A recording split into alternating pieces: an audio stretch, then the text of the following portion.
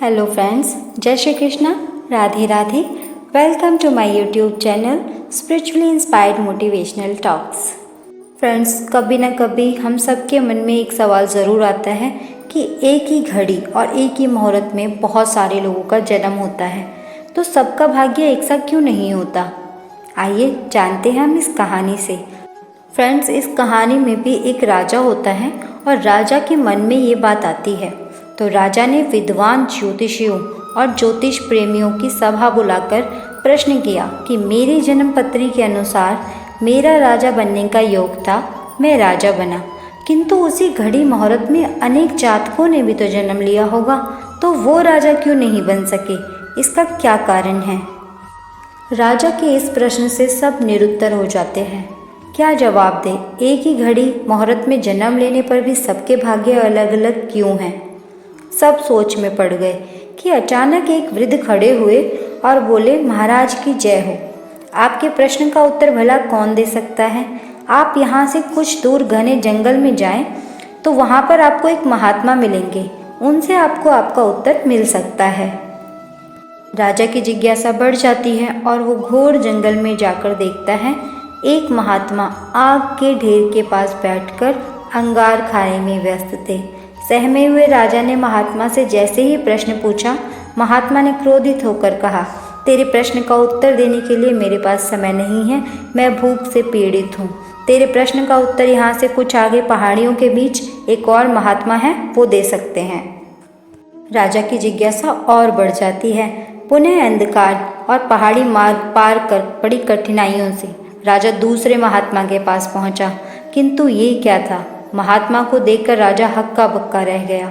दृश्य ही कुछ ऐसा था, वो महात्मा अपना ही मांस चिमटे से नोच नोच कर खा रहे थे। राजा को देखते ही महात्मा ने राजा को डांटते हुए कहा, मैं भूख से बेचैन हूँ, मेरे पास इतना समय नहीं है, आगे जाओ, पहाड़ियों के उस पार एक आदिवासी गांव में एक बालक जन्म लेने वाला है, जो कुछ ही देर तक जिंदा रहेगा। सूर्योदय से पूर्व वहां पहुंचो, वह बालक तेरे प्रश्नों का उत्तर जरूर देगा। राजा सुनकर बड़ा बेचैन हो जाता है। बड़ी अजीब पहेली बन गया है मेरा प्रश्न तो। उत्सुकता प्रबल थी। कुछ भी हो, यहाँ तक पहुँच चुका हूँ, वहाँ भी जाकर देख लेता हूँ क्या होता है। राजा पुनः कठिन मार्ग पार करके किसी तरह प्रातः होने तक उस गांव में पहुँचा। गांव में पता किया, उस दंपति के घर पहुँचता है, सारी बात बताता है और शीघ्रता से बच्चा लाने को कहता है। जैसे ही बच्चा हुआ, दंपति ने नाल सहित बालक राजा के सम्मुख उपस्थित कर दिया।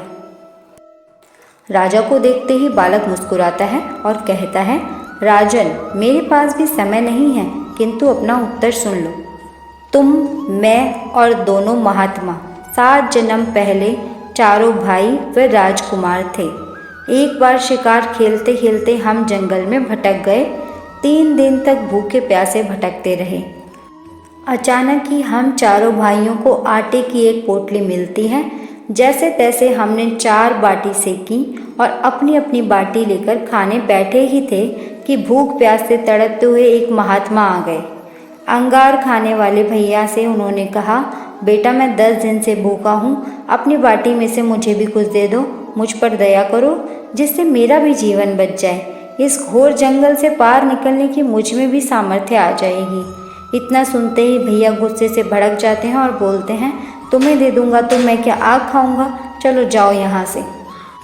फिर महात्मा जी मांस खाने वाले भैया के निकट जाते हैं, उनसे भी अपनी बात कहते हैं, किंतु उन भैया ने भी महात्मा से गुस्से में आकर कहा कि बड़ी मुश्किल से प्राप्त हुई है ये बाटी, तुम्हें दे दूंगा तो मैं क्या अपना मांस नोच कर खाऊंगा। भूख से लाचार वो महात्मा मेरे पास भी आए, मुझसे भी बाटी मांगी तथा दया करने को कहा, किंतु मैंने भी भूख में धैर्य खोकर कह दिया कि चलो आगे बढ़ो, मैं क्या भूखा मरूंगा। बालक बोला, अंतिम आशा लिए वो महात्मा राजन आपके पास आए थे, आपसे भी दया की याचना की।